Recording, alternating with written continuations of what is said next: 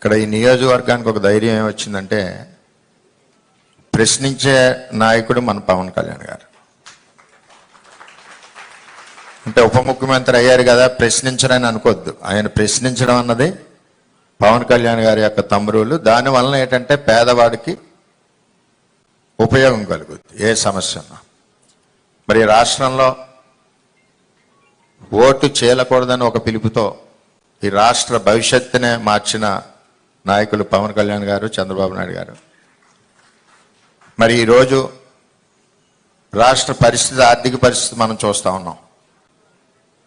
మొన్నే రివ్యూ చేస్తే రూరల్ డెవలప్మెంట్లో 2000 కోట్లకి సమాధానం లేదు మన కళ్యాణ్ గారు రివ్యూ చేసినప్పుడు. అంత దారుణమైన పరిస్థితుల్లో రాష్ట్రం ఉంది. ఇప్పుడు ఈ రాష్ట్రాన్ని ముందుకు నడిపించాలని ఒక బాధ్యతతో మరి కళ్యాణ్ గారు, చంద్రబాబు నాయుడు గారు పనిచేస్తూ ఉన్నారు. పవన్ కళ్యాణ్ గారికి మన అదృష్టం ఏంటంటే రూరల్ డెవలప్మెంటు, వాటర్ వర్క్స్, అదేవిధంగా పంచాయతీరాజు ఈ రావడం నిజంగా మన నియోజకవర్గానికి అదృష్టం. అలాగే కళ్యాణ్ గారు ఎలక్షన్లో బాగా దగ్గరగా చూశారు మత్స్యకార గ్రామాలు. మంచినీళ్ళు లేక చాలామంది ఆడపడుచులు సార్ని అడిగారు, అది సార్ గుండెల్లో కూడా ఉంది. మరి ఈ విధంగా మన అదృష్టం ఏంటంటే పోర్ట్ఫోలియోలు మన కళ్యాణ్ గారి చేతిలోనే ఉన్నాయి. గ్రామాలు డ్రైన్లు కానీ రోడ్లు కానీ ఆశతో చూస్తూ ఉన్నాయి. ముఖ్యంగా ఆడపడుచులందరూ ఆశతో చూస్తూ ఉన్నారు. వీటన్నిటి మీద మనకి చాలా మేలు జరుగుద్దని ఒక ఆలోచనతో ఉన్నాం.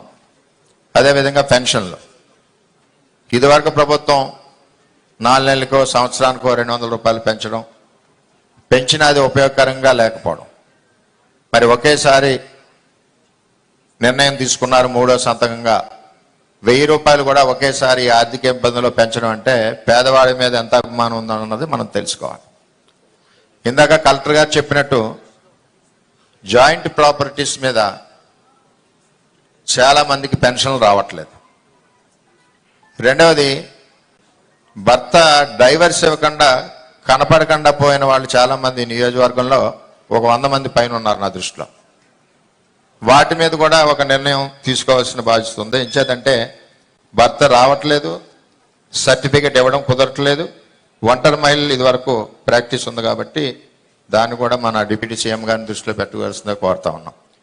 అన్నిటికంటే దారుణం ఈ 5 సంవత్సరాల్లో జరిగింది ఏంటంటే కరెంటు బిల్లు 30వ తారీఖు నాడు తీసుకోవాలి స్లాబ్ ఉన్నప్పుడు. ఆ కరెంటు బిల్ని ఫస్ట్ వీక్ 10వ తారీఖు తీసుకోవడం వల్ల స్లాబ్ లెవెల్ దాటిందని చెప్పి చాలా మందికి పెన్షన్లు కూడా తీసేయడం జరిగింది.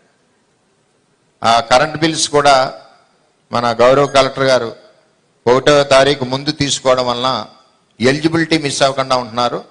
ఇంటెన్షనల్గా గత ప్రభుత్వం ఏంటంటే ఫైనాన్షియల్ బర్డెన్ పడుతుందని చెప్పి ఫస్ట్ వీక్ 7, 8 తారీఖు తీసుకోవడం వల్ల వాళ్ళు స్లాబ్ లెవెల్ నుంచి జంప్ అయ్యి ఎలిజిబిలిటీ పోతున్నారు. ఎలిజిబిలిటీ పోయాక ఆ కరెంట్ బిల్ని సరి చేయమంటే కరెంట్ ఆఫీసులోంచి 6 నెలలు పడుతుంది.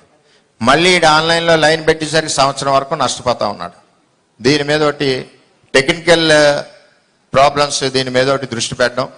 అదేవిధంగా అసెస్మెంట్లో, ఇల్లు అసెస్మెంట్లో విపరీతంగా టీపీఓకి ఇష్టం వచ్చినట్టు వేసుకుని వెళ్తున్నారు తప్పితే ఒక తంబు రూల్ లేదు. ఇంత స్క్వేర్ ఫీట్కి వేయాలి, ఇంత ఏజ్ హౌస్ ఉంటే వేయాలని చెప్పి ఆలోచన అన్నది లోపించింది 5 సంవత్సరాల్లో కూడా. అలా కూడా పెన్షన్లు నష్టపోతున్నారు. అలాగే సదరన్ క్యాంప్ ఒకటి మరి ఇక్కడ లోకల్గా పెట్టాలి, సదరన్ క్యాంప్ కూడా లేక ఇబ్బందికర పరిస్థితుల్లో పెడుతున్నారు ఫిజికల్ హ్యాండిక్యాప్స్.